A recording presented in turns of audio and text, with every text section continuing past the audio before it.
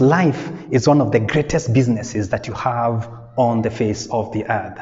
Now, according to one of the founding presidents of America, Abraham Lincoln, that when I'm given 6 hours to cut down a tree, I would take the first 4 hours sharpening my axe. Now, the place of sharpening my axe is the place of strategy.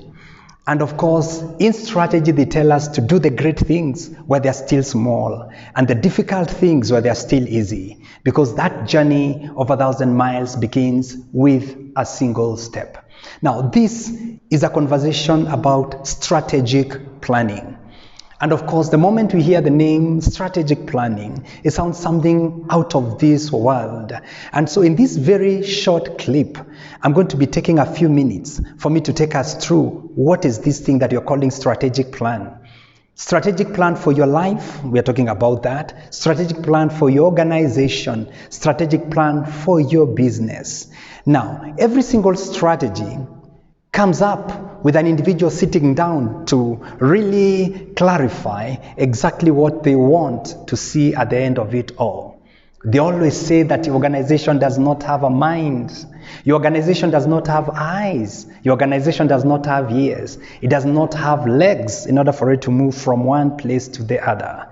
It is dependent upon your eyes. It is dependent upon your ears. It is dependent upon your mind in order for you to think for it. Now, when we say do the great things where they are still small and do the difficult things where they are still easy, that is the place of planning. That is the place of strategy. When they say, if you've been given 6 hours to cut down a tree, take the first 4 hours to sharpen your axe, again, that is the place of strategy. Now, according to Thomas Edison, the gentleman behind the electric bulb, 4 out of all the people on the face of the earth, only 5% think. 10% think they think. And the rest of us, 85% of us, would rather die than think.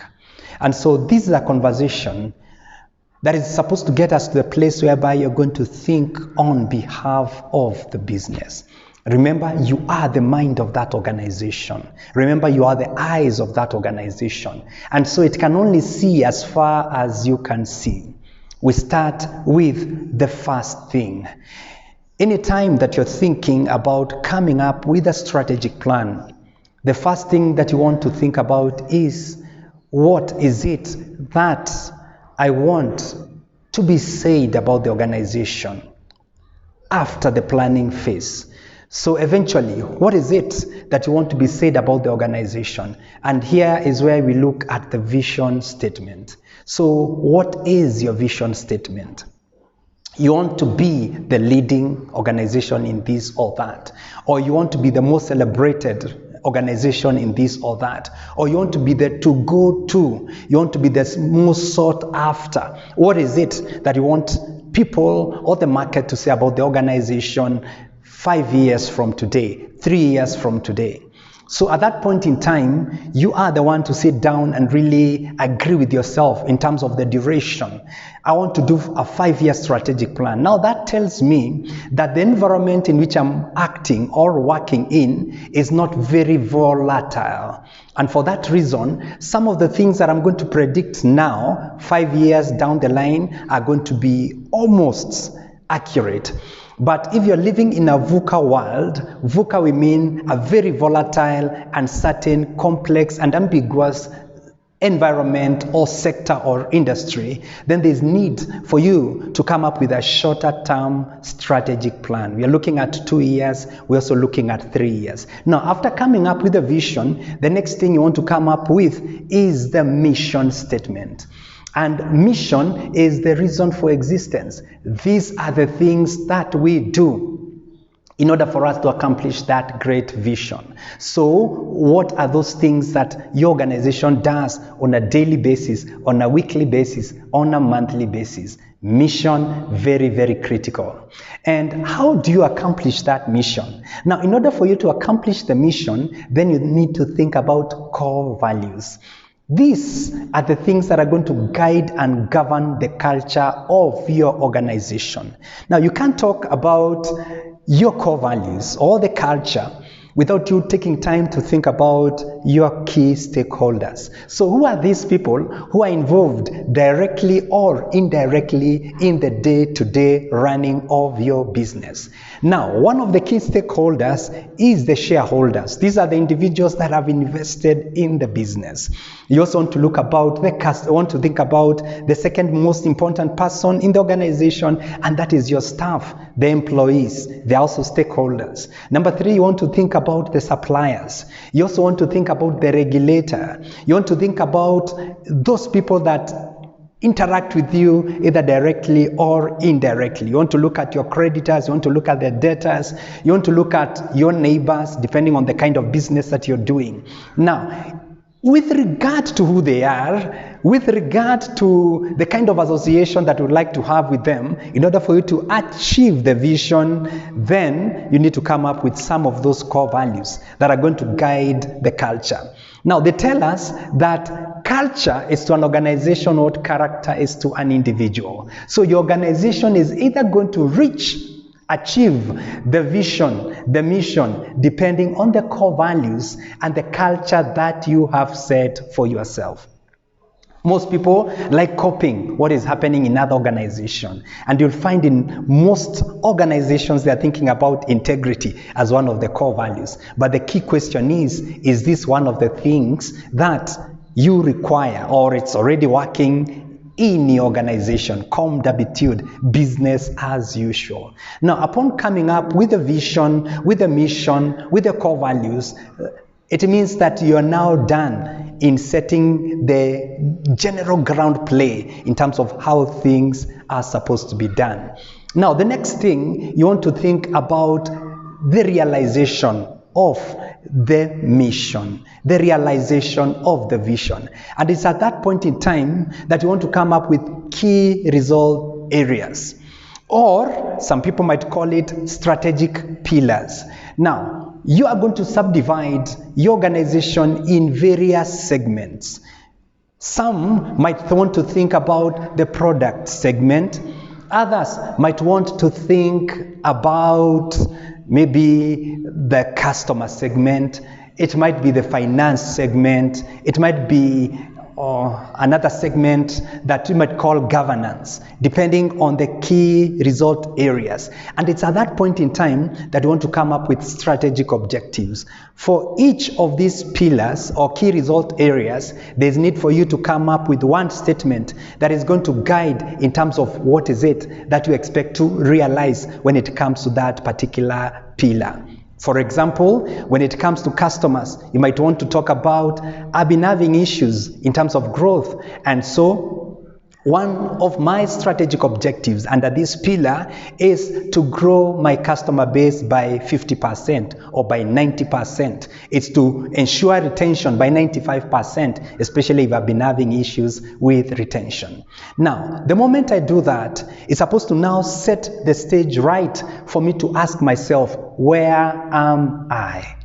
And it's at this point in time that you want to carry out what we call situational analysis. Now, situational analysis, we could use two major tools that can guide you in coming or getting it right. Now, the first one, we want to call it the SWOT. SWOT stands for strengths, weaknesses, opportunities, and threats. And the second tool is what we call the PESTEL analysis.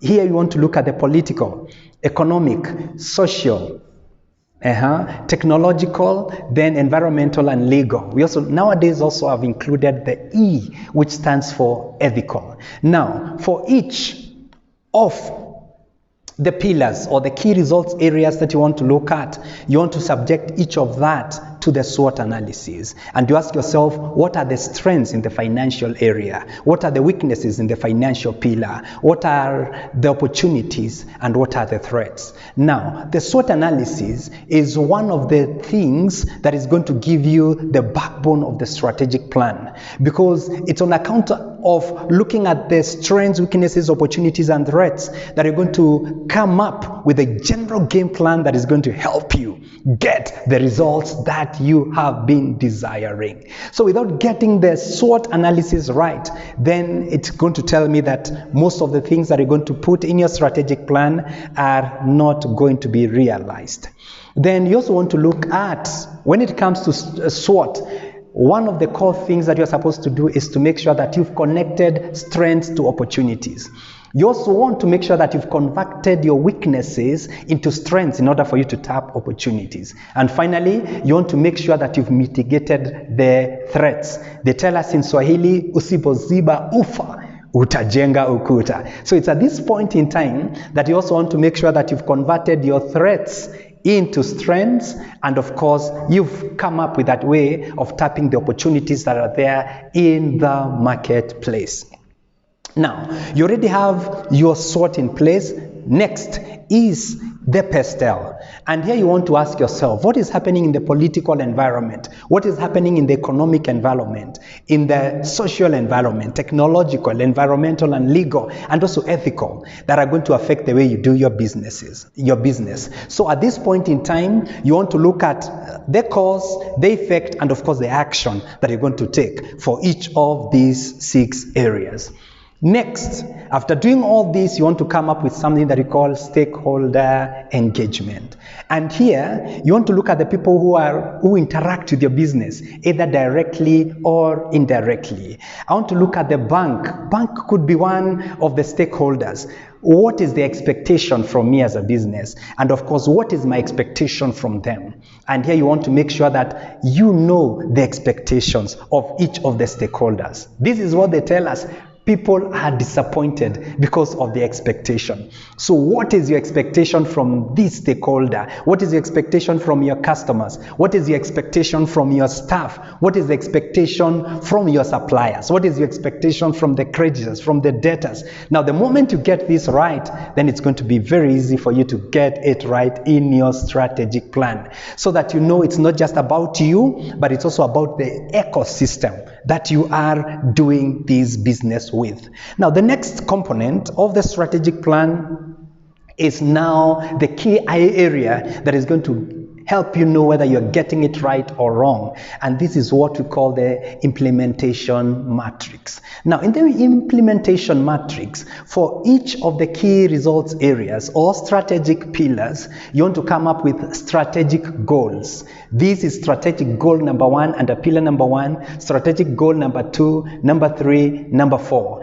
And after coming up with the strategic goal, then the next thing is the strategy. What are those strategies that you're going to come up with in order for you to accomplish the strategic goal? Then number 3, you want to think about what are some of the actions that I'm going to take into consideration. And of course, you also want to come up with your key KPIs. What is the key performance indicator?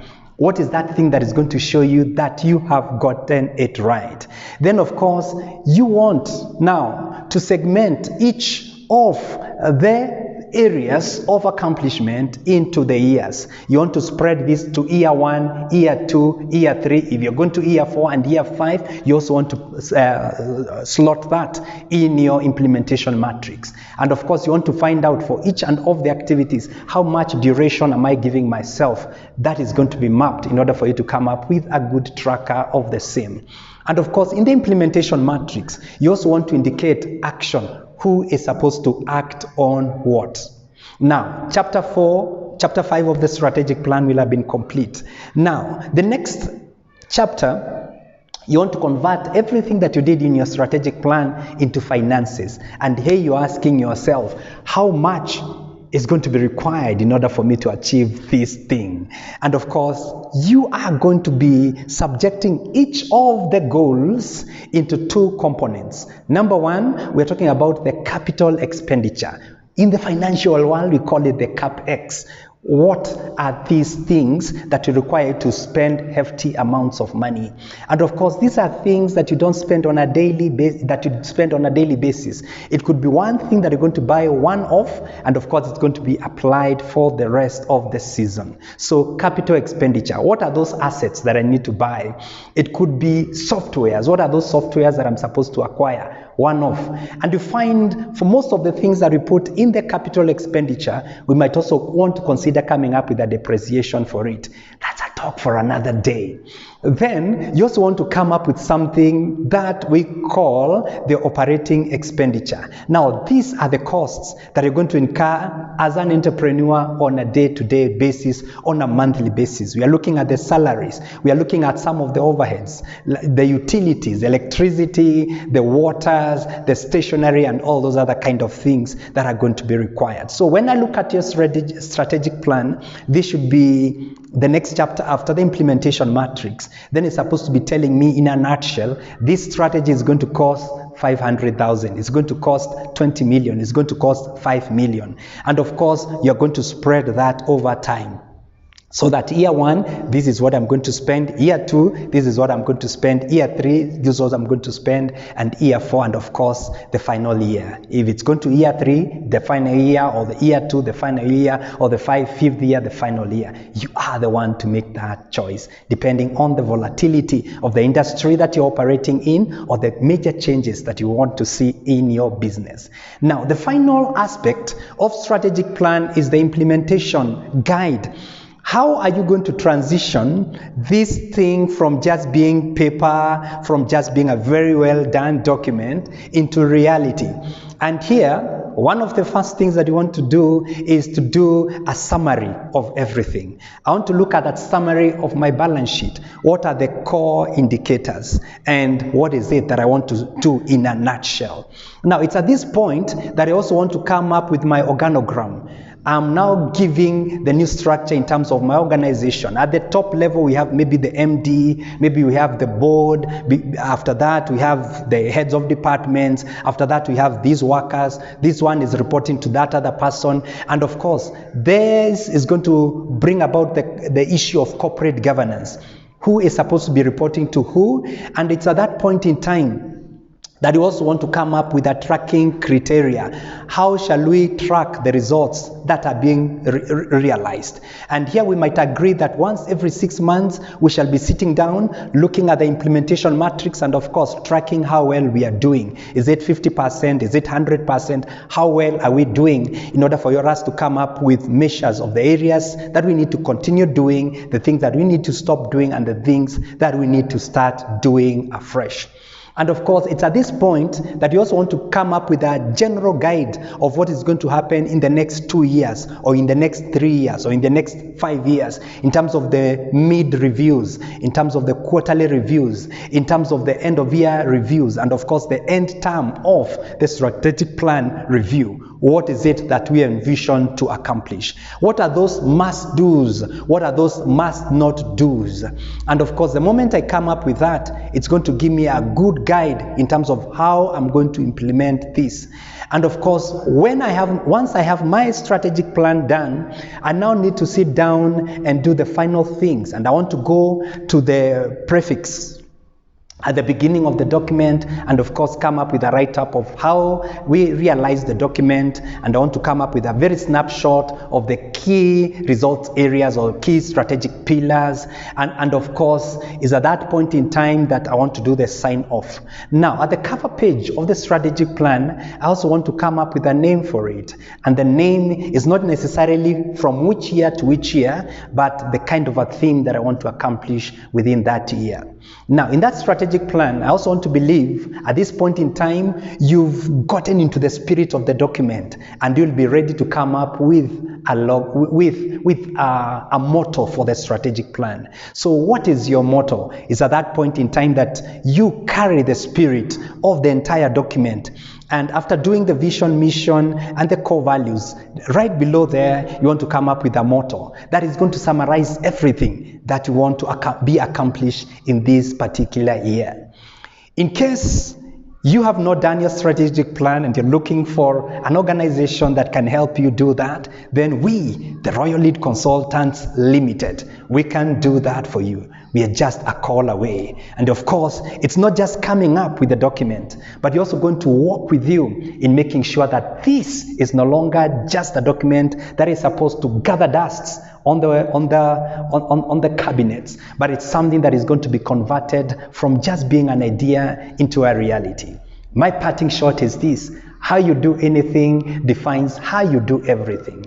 The moment you get it right in the planning phase, then it becomes very easy for you to give a guide to your organization. So through your strategic plan, your organization is going to have a mind.